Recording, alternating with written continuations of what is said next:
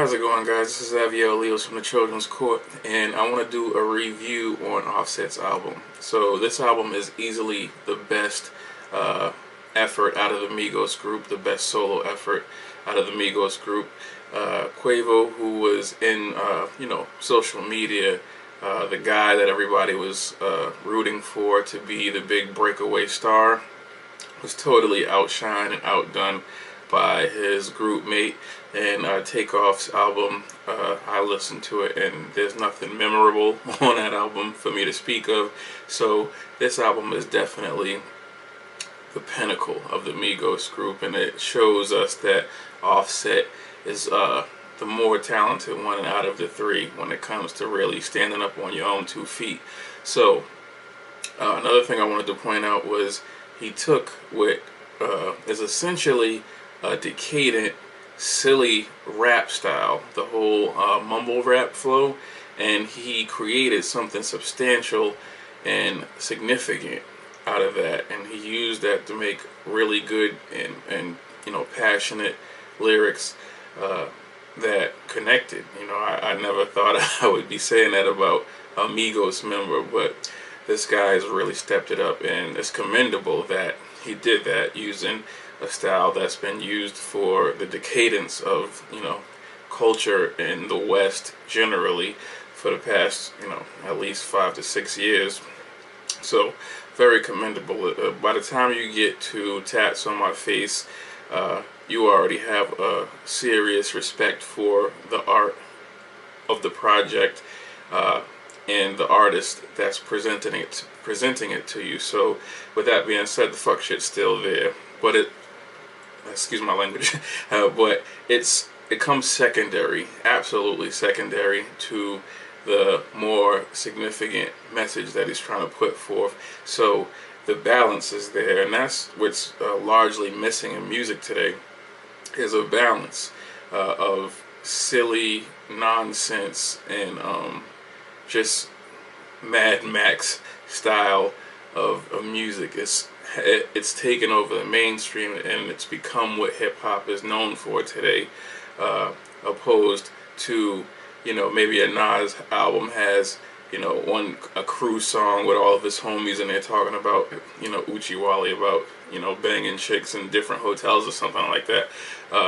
But this album, like I said, the Tats on My Face type of songs, you can enjoy them more because, and I'm being honest about this, I can enjoy those songs more because of the significance of the majority of the music, or the true art of the majority of the music.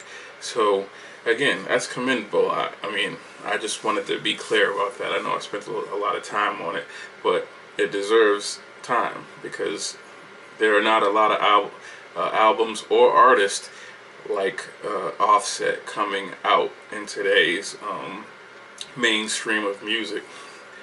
So props on that. North Star is easily the high point of this album.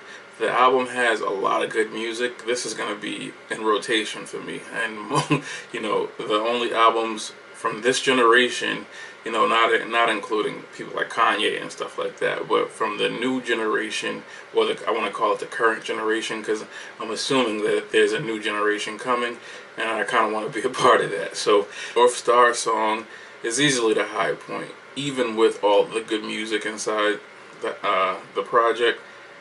Him and CeeLo Green and the beat, it just all went together perfectly. And I pressed rewind on that a few times. I actually didn't even want to listen to this album. I didn't. I wasn't excited for it at all when it came out. I didn't even bother to listen to one song. But the album art and the title of the album really kind of drew me in. It kind of pulled me in. It made me think that he was going a more mature route with the lyrics. So I'm really glad that he pushed the album back, because I believe that he did that to create that mature sound for his album. And I think he's smart. I think he's made a decision to. I think he can see where music is going. I think he can see a rejection that the type of music that he rode in on is getting from the crowd today, and the culture shift in the country that's happening. Some would say due to the president and the nature of the people in this country that is transforming them into something else, which is less decadent than it was before. Under the previous president, there was a lot of carefreeness, do whatever you want. The kid. I don't want to get into that, but I think he sees where music is going, and he wants to be a leader of that new wave of music, and he doesn't want to get left behind. So I think he smartly said, let me redo this and let me put more heart into my music so that I can keep succeeding inside this business when the transition takes place. And I do believe that it's going to take place. I still believe on some levels that Kanye West had a serious influence. I know it sounds like I'm just throwing from left field, but Offset's transformation, dealing with his private life and his music, it just came like suddenly. and as far as I'm concerned, like the fact that he decided that he needed his wife back, he pleaded for her, and he decided he was going to be a real husband. Like I said in one of my previous videos, Kanye and Kim made it cool to be a married couple. That was never cool inside hip hop or black music in general. It was never cool to have a wife or a husband. And some people might argue that Jay and Beyonce did that, but Jay and Beyonce, they have no public relationship or anything that people could reference to. They act like they're an overclass of or royalty that that rules over us more than they do an actual family. The Kardashians, or the West, I should say, are a real family, and Kanye and Kim make it look cool to be married. Kanye's a successful rapper, that's a fashion designer, and Kim Kardashian's probably one of the most envied women on the planet. And I think that the fact that it looks cool to the masses has had an effect on Offset, and it makes him want to be a family with his wife. It makes, because honestly, I could easily see a situation where he's acting like Future with the whole Ciara thing. Even though they weren't married, I could easily see Offset like, whatever, you know what I'm saying, like Quavo did with Nicki Minaj. He just said, yeah, I just wanted to see it, I just wanted to hit it, or I just hit it and split it, something of that nature. That's the more logical way of people like these guys to react. But he didn't do that. He came back and decided, I'm going to be a man and be a husband. And it also, and again, his album is totally mature and significant and good, and it's really artful. So me personally, it's my personal thought, I think Kanye West has something to do with that, because these type of guys don't just have an epiphany and decide that they're going to be better people than they were today. They have to have some type of influence, and Kanye West is the only influence in music that's going to make somebody walk a straight arrow like that. So yeah, the album's good, and I wanted to make a video about it because I feel like he deserves it. I slept on him. I totally underrated him and thought it was going to be trash. Cardi B is another person who I think had a really good effect on this guy. You know what I'm saying? His album is equivalent to hers. Her album is, a lot of people like to compare her to Nicki and say, oh, she's not as good of a rapper as Nicki. But if you listen to Cardi B's album, her one album is better than like all of Nicki Minaj's albums. I'm talking about as far as content wise. The content of her music is much more significant than the content of Nicki Minaj's music. She's talking about actual real things, and she's got soul and spirit in her music.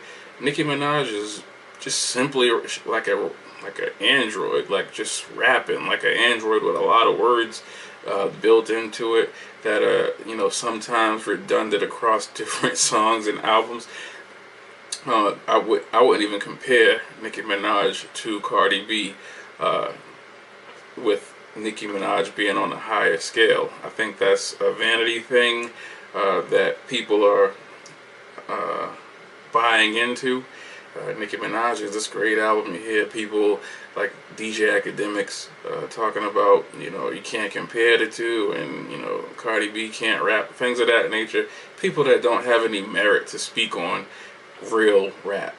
DJ Academics, I would assume he would stay inside the Little Uzi Vert and the, you know, Young Thug type of conversations, but when he jumps over into this real stuff, he doesn't really have a lot of merit or legs to speak on, the legs to stand on.